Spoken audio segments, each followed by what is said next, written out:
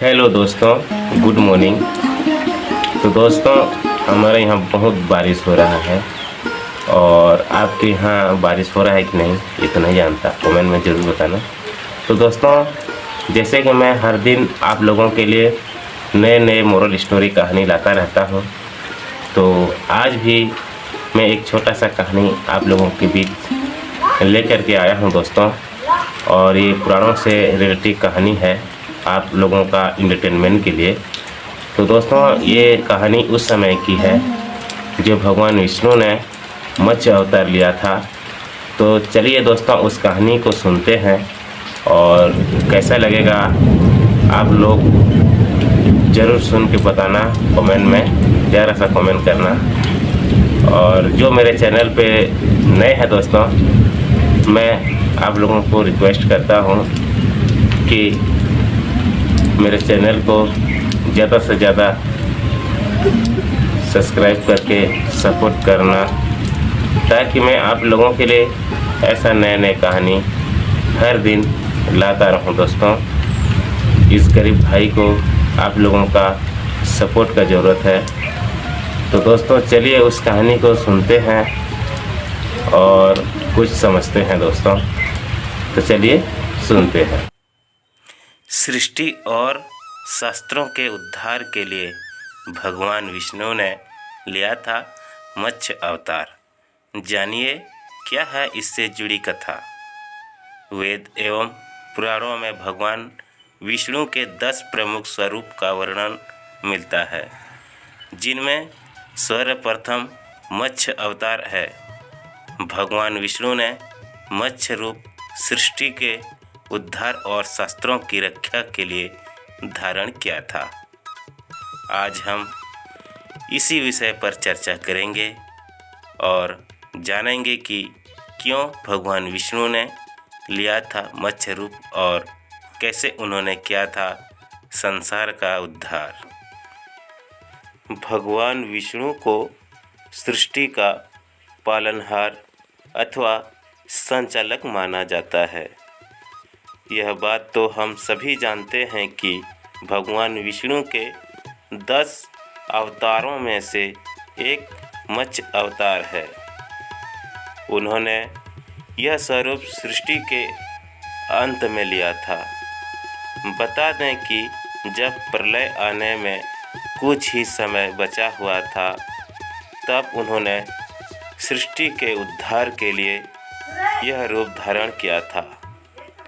शास्त्रों में वर्णित भगवान विष्णु के सभी अवतारों के पीछे कुछ न कुछ उद्देश्य अवश्य छिपा हुआ है और उनसे जुड़ी अद्भुत कथाएं भी ऋषि एवं मुनियों द्वारा वेद ग्रंथों में वर्णन कई वर्षों पहले किया गया था, जिसका श्रवण और पाठन आज भी किया जाता है।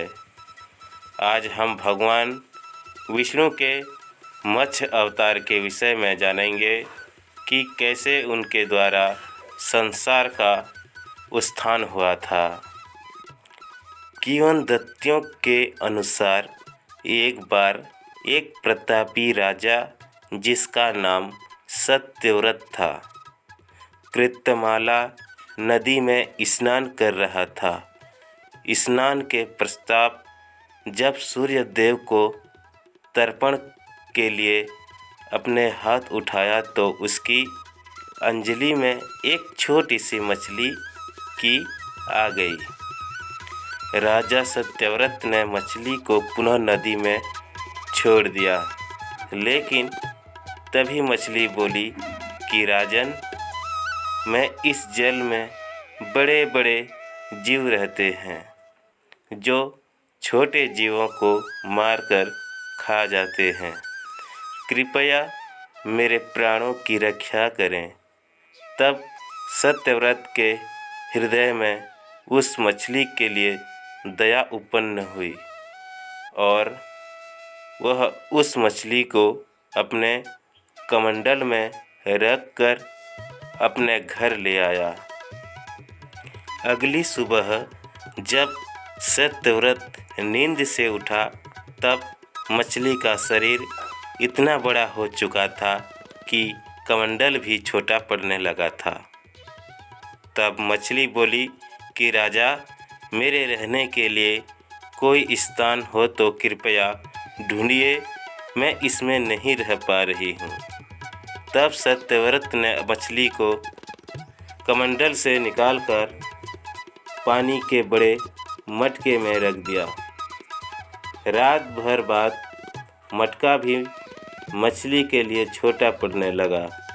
ऐसा करते करते मछली का आकार इतना बड़ा हो गया कि उसे सरोवर में डालना पड़ा।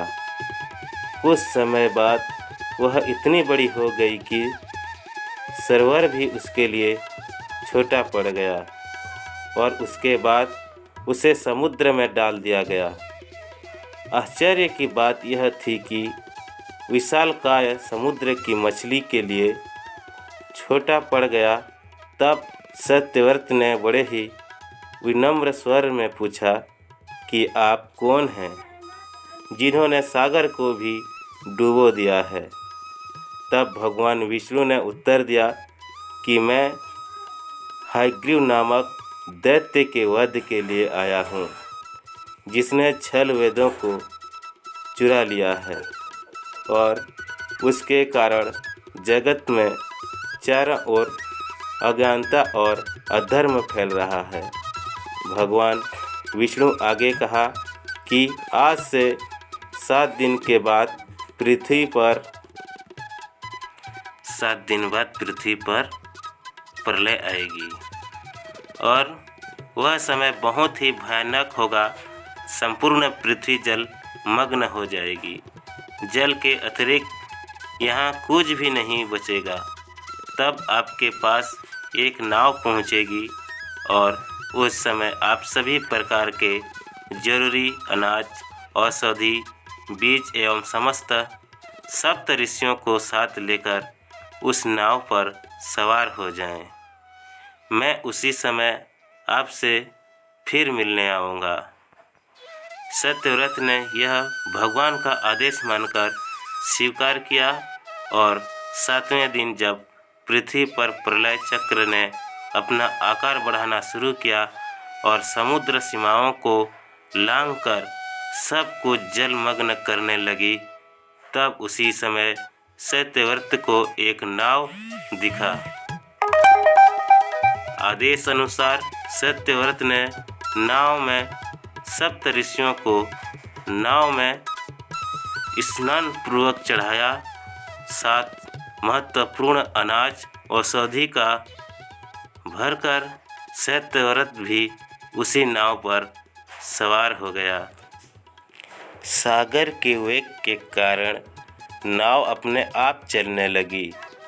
चारों ओर पानी के अलावा और कुछ नहीं दिखाई दे रहा था। इसी बीच सत्यव्रत को मत्स्य रूप में भगवान दिखे और श्री हरि से आत्मज्ञान पाकर सत्यव्रत और सप्त ऋषि धन्य हो गए। जब प्रकोप शांत हुआ तब भगवान ने हयग्रीव का वध कर सभी वेद वापस छीन लिए और ब्रह्मा जी को वापस सौंप दिए। इस प्रकार भगवान विष्णु ने मत्स्य रूप धारण कर वेदों का उद्धार किया तथा प्राणियों की कल्याण किया। इस कहानी में इतना ही। फिर मिलेंगे एक नई कहानी पर। तो जितने भी मेरे सनातनी हिंदू भाई बहन हैं, सभी को मैं तहे दिल से शुक्रिया अदा करता हूँ कि आप लोग ज़्यादा से ज़्यादा मेरे चैनल पर जुड़ें और इसी तरह का कहानी सुने। देखिए हमारा भगवान किस तरह हमारे वेदों का उद्धार किया और हमको कल्याण किया। तो दोस्तों आज के लिए इतना ही। कल मिलेंगे, तब तक के लिए जय श्री राम, जय श्री कृष्ण।